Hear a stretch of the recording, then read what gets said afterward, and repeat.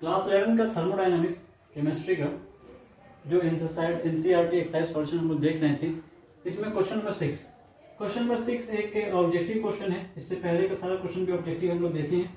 I think 7 के बाद question objective नहीं है, 7 थ्योरेटिकल क्वेश्चन है। क्वेश्चन नंबर 6 क्या कह रहा है, एक रिएक्शन दे दी A प्लस बी, प्रोडक्ट मिल रहा है C plus D plus Q. Plus Q means क्या, क्यू क्या दिखा रहा है, हीट ट्रांसफर, हीट मिल रहा है, प्रोडक्ट के साथ हीट मिल रहा है।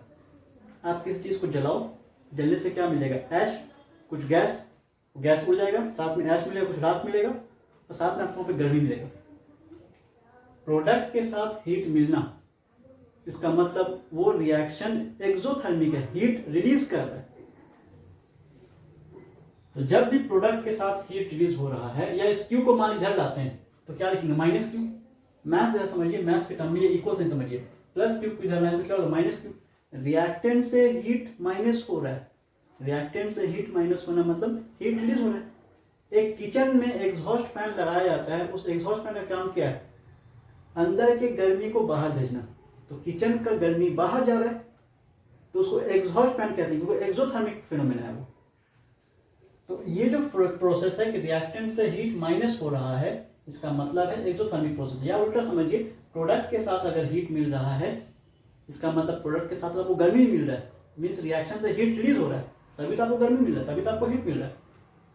It means this is an exothermic phenomena, therefore enthalpy of this reaction या enthalpy of this system is negative. और इस रिएक्शन से एंट्रोपी आ रहा है पॉजिटिव। एंट्रोपी जो रिएक्शन से जब एंट्रोपी दिया रहेगा वो एक्चुअल सराउंडिंग का एंट्रोपी आपको दिया रहेगा। कोई एक्सोथर्मिक फिनोमेना मिल रहा है, उससे आपको हीट मिल रहा है, वो हीट कहाँ जा रहा है, सराउंडिंग में। सराउंडिंग का हीट जाने से सराउंडिंग का एंट्रोपी बढ़ जा रहा है, ये क्वेश्चन में कह रहा है। डेल्टा एस पॉजिटिव, हीट थोड़ा सराउंडिंग को मिला, सराउंडिंग का रैंडमनेस बढ़ गया, मॉलिक्यूल से गैस मॉलिक्यूल दूर दूर भागने लगे, रैंडमनेस वहां पे सराउंडिंग का बढ़ गया, डेल्टा एस पॉजिटिव। और डेल्टा आर समझ गए। इससे पता करने बोल रहा है कि ये रिएक्शन पॉसिबल है कब, जब टेम्परेचर क्या हो, reaction will only occur at possible at high temperature, possible at low temperature, या पॉसिबल ही नहीं है किसी टेम्परेचर पे ये रिएक्शन। इस कंडीशन के लिए ये रिएक्शन पॉसिबल ही नहीं है, ऐसा कह रहे हैं। या फिर कह रहा है पॉसिबल एट एनी टेम्परेचर, किसी भी टेम्परेचर पे।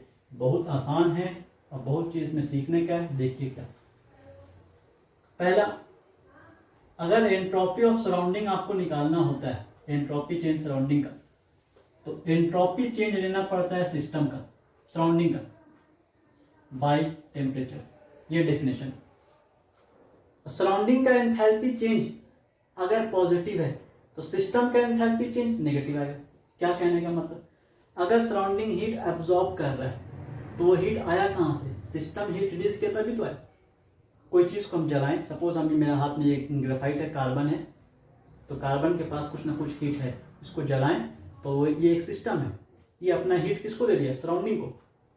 तो इसका जो हीट कंटेंट, इसका जो एंथैल्पी चेंज है वो नेगेटिव आ रहा है, क्योंकि इसका एंथैल्पी, उसका हीट रिलीज कर रहा है, जलने से हीट रिलीज कर रहा है, अपना एनर्जी सराउंडिंग को दे रहा है। लेकिन सराउंडिंग के पास तो हीट बढ़ रहा है, तो सराउंडिंग का एंथैल्पी बढ़ रहा है, सराउंडिंग का एंथैल्पी पॉजिटिव होगा।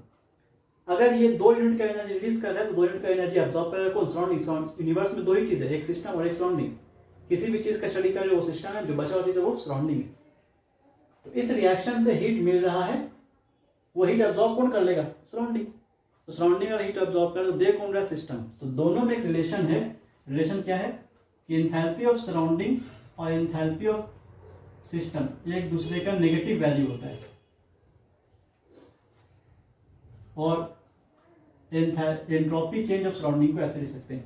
क्यों ऐसा हुआ, क्योंकि हम लोग जानते हैं enthalpy change of surrounding is equal to negatives of enthalpy change of system. जैसे ऐसा भी जानते हैं हम लोग, ये भी जानते हैं, एंड साथ साथ कि work done by the surrounding बराबर होता है work done by the system. लेकिन नेगेटिव साइन के साथ, ये सब चीज हम लोग को पहले से पता है, यही चीज यहाँ पे अप्लाई करेंगे और पता करते हैं आंसर क्या आता है।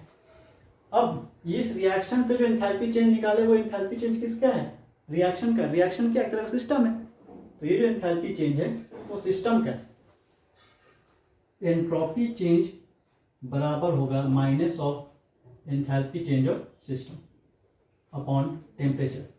अब ये एंथैल्पी चेंज सिस्टम का, सिस्टम क्या है, रिएक्शन, यहाँ रिएक्शन हो रहा है, इसका ऑब्जर्वेशन कर रहे हैं हम लोग, तो जो चीज ऑब्जर्वेशन में हो तो सिस्टम है, तो इस सिस्टम का इसका ऑब्जर्वेशन किया जा रहा है, इससे रिलीज होने वाला एनर्जी इतना है, तो ये सिस्टम का एंथैल्पी एक्चुअल में, तो आप इसको एंथैल्पी ऑफ सिस्टम कहिए या एंथैल्पी ऑफ रिएक्शन कहिए, एक ही बात होगा अपॉन टेम्परेचर, ये डेल्टा एस।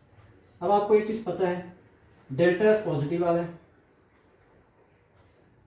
ये नेगेटिव है, डेल्टा आर एच ये भी पता है आपको नेगेटिव है बाय टेम्परेचर, नेगेटिव नेगेटिव मिलकर क्या बनेगा, पॉजिटिव, पॉजिटिव चीज को टेम्परेचर से डिवाइड कर देंगे, किसी भी टेम्परेचर डिवाइड कर देंगे वो तो पॉजिटिव ही आएगा, तो किसी भी टेम्परेचर पे ये रिएक्शन हो सकता है, तो possible at any temperature.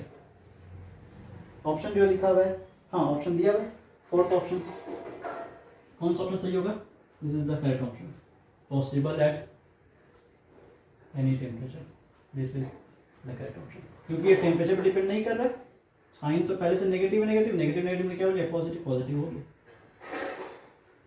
Therefore independent on temperature। Delta S का पॉजिटिव साइन टेम्परेचर पे डिपेंड नहीं कर रहा है, किसी भी टेम्परेचर हो सकता है।